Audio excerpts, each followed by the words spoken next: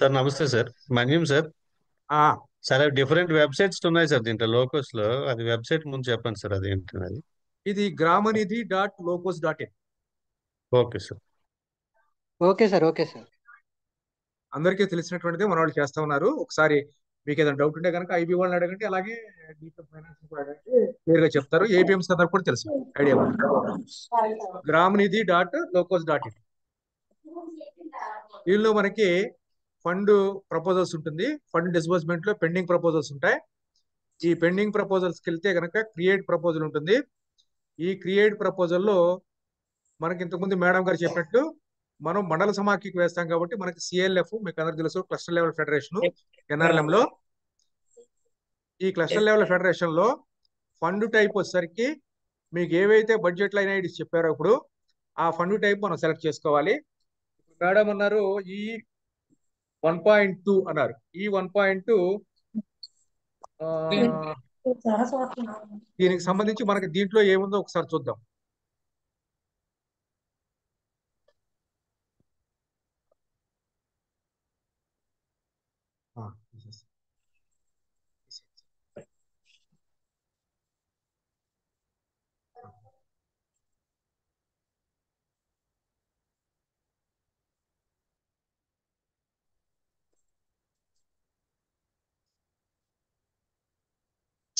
ఇది establishment fund for CHC madam గారు చెప్పారు.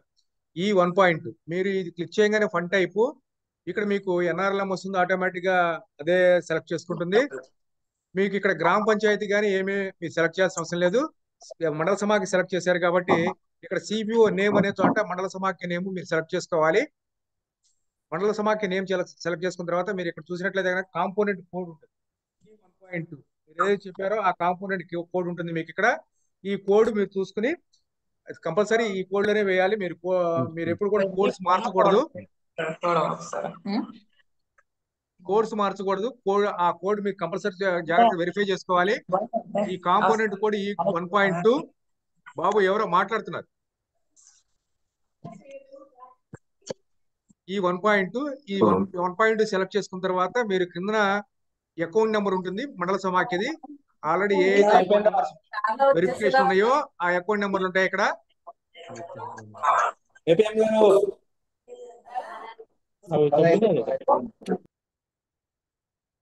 అకౌంట్ నెంబర్స్ ఆల్రెడీ మీకు ఏవైతే పిఎఫ్ఎంఎస్ వెరిఫికేషన్ కంప్లీట్ అయి ఉంటాయో ఆ అకౌంట్స్ కన్ఫర్మ్ చేసినటువంటి ఏపీఎం గారు కన్ఫర్మ్ చేసినటువంటి అకౌంట్ నెంబర్స్ ఇక్కడ షేర్ అవుతూ ఉంటాయి. దానిలో ఏదైతే ఫండ్ వెళ్లాల్సినటువంటి అకౌంట్ ఉంటుందో ఆ అకౌంట్ ని క్లిక్ చేయాలి మండల సమాఖ్యది. దానికి సంబంధించిన డీటెయిల్స్ ఆటోమేటిక్ గా వస్తే వెండర్ కోడ్ కూడా వస్తుంది ఇక్కడ. ఏదైతే అమౌంట్ మీకు సర్క్యులర్ లో ఇస్తున్నారో దాని ప్రకారం ఆ సీలింగ్ అమౌంట్ ఉంటుంది ఇక్కడ. ఆ సీలింగ్ అమౌంట్ ప్రకారమే ఉంటుంది. దానికి సంబంధించిన అమౌంట్ మీరు ఇక్కడ వేయాలి. 8,79,000. ఈ 8,79,000 వేసిన తర్వాత దీన్ని సబ్మిట్ చేయాలి. ఇక్కడ రిమార్క్స్ ఏవైతే రాస్తారో ఈ 8,79,000 ఇక్కడ మనకి రిమార్క్స్ ఎప్పుడైనా సరే మీరు మండల సమాఖ్యలో ఇంతకుముందు చెప్పారు, మండల సమాఖ్యకి అక్కడి నుంచి ఎఫ్పిఓ దగ్గర నుంచి మీకు ప్రపోజల్ రావాలి. ఈ అమౌంట్ తాలూకు ఏదైతే ఉందో ఈ సర్క్యులర్ బేస్ చేసుకుని ఆ ప్రపోజల్ ప్రకారం మీరు తీర్మానం చేస్తే ఆ తీర్మానం నెంబర్ ఫైల్ నెంబర్ ఇక్కడ వేయాలి. దానికి సంబంధించిన ఫండ్ డీటెయిల్స్ రాయాలి. సిహెచ్సి ఫండ్ ఫర్ సిహెచ్సి అని రాయాలి. కస్టమైజ్ సెంటర్స్ కాబట్టి ఈ కస్టమైజ్ సెంటర్ సంబంధించిన ఫండ్ కాబట్టి ఫండ్ ప్రపోజల్ ఫర్ సిహెచ్సి అనేటువంటి రాయాలి. పైన ఏదైతే మనం ఫండ్ టైప్ సెలెక్ట్ చేసుకున్నామో దాన్ని ఆ రిమార్క్స్ కింద మనం రాసుకోవాలి. రాసుకుని ఇది సబ్మిట్ చేయాలి. సబ్మిట్ చేస్తే మీకు ప్రపోజల్ ఆటోమేటిక్ గా సబ్మిట్ అయిన తర్వాత మీకు స్టార్టింగ్ లో ఉన్నటువంటి ఈ విధంగా ముందు వస్తాయి అన్నమాట ప్రపోజల్స్. మీరు ఏవైతే సబ్మిట్ చేశారో ఇక్కడ స్టేటస్ మీకు అండర్ స్క్రూటినీ వస్తుంది. అంటే ఇక్కడ యాక్సెప్టెడా లేకపోతే ఏంటని చూసుకుని దీన్ని ఇక్కడ మీరు చూసుకుని సబ్మిట్ చేయాల్సింది. అది అంతా ఏపీఎంస్ అందరికి కూడా ఐడియా ఉంది.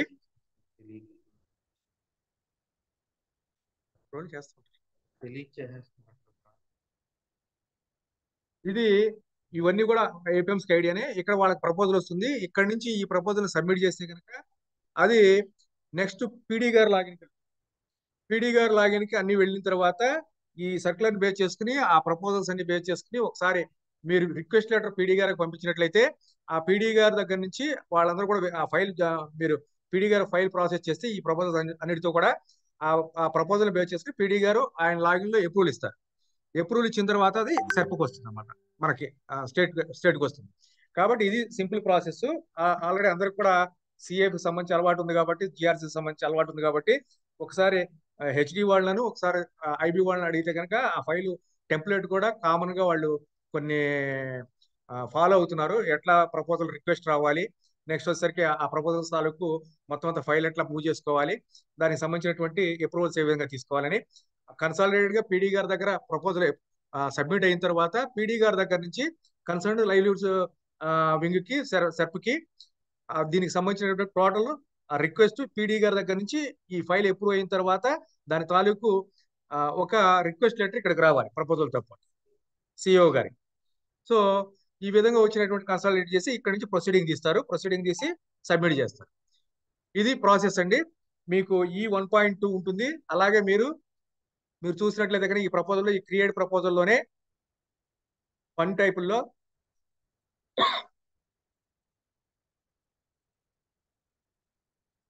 మీకు ఇంతకుముందు చెప్పారు ఎన్ఫా ఫండ్ అని.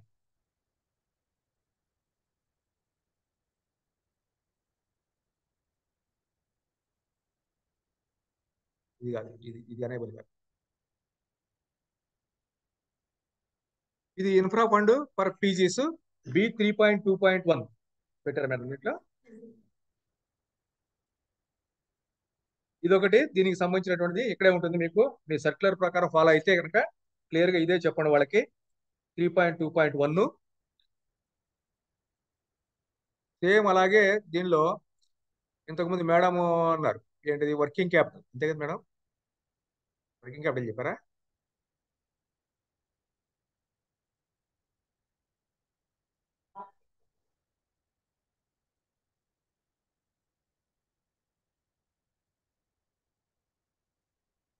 ఈ 1.1 దీంట్లో లేదు.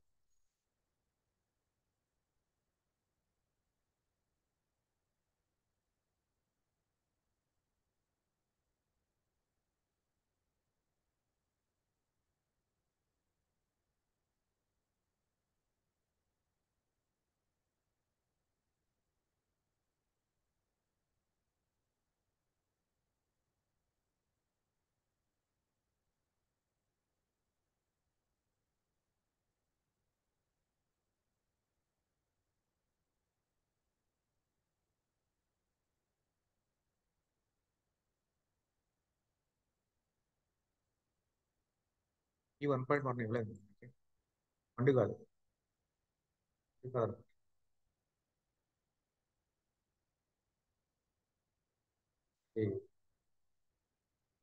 గ్రాంట్ కాదు, అందువల్ల దీంట్లో ఎవరు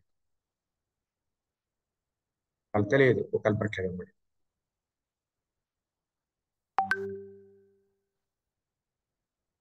పాయింట్ ఇచ్చారు.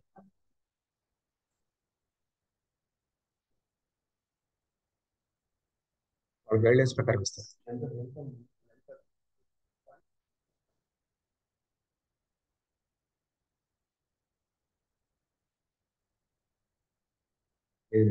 దాంట్లో లేదు. ఈ 1.1 వేయాలంటే ఎక్స్పెండిచర్ వేయాలి, అది సెపరేట్ గా ఇక్కడికి రావాల్సింది.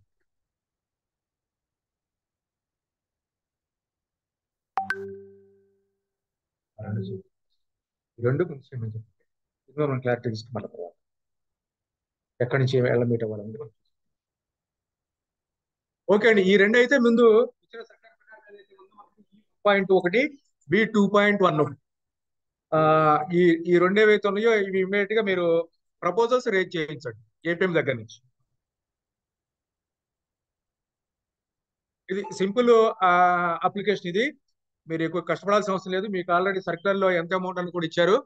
దానికి సంబంధించినటువంటి కన్సర్న్ ఎఫ్పిఓతో మాట్లాడటం, అక్కడి నుంచి వాళ్ళ దగ్గర నుంచి ప్రపోజల్ రేజ్ చేయించడం, దీనికి సంబంధించిన బెనిఫిషియరీస్ ఐడెంటిఫై చేస్తూ ఆ ప్రపోజల్ బేస్ చేసుకుని మీరు తీర్మానం రాయటం, తీర్మానంతో పాటు మీరు ఫైల్ నెంబరు వేసుకుని ఆ తీర్మానంతో పాటు ఒక రిక్వెస్ట్ లెటర్ ప్రపోజల్ తో పాటు పీడీ గారికి ఇస్తూ మీరు దీంట్లో ప్రపోజల్ రైజ్ చేయొచ్చు ఏపీఎం గారి దగ్గర నుంచి.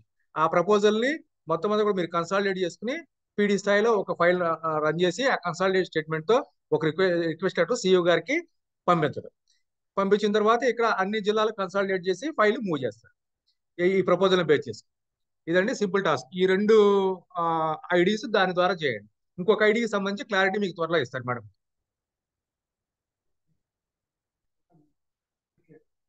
ఇప్పుడు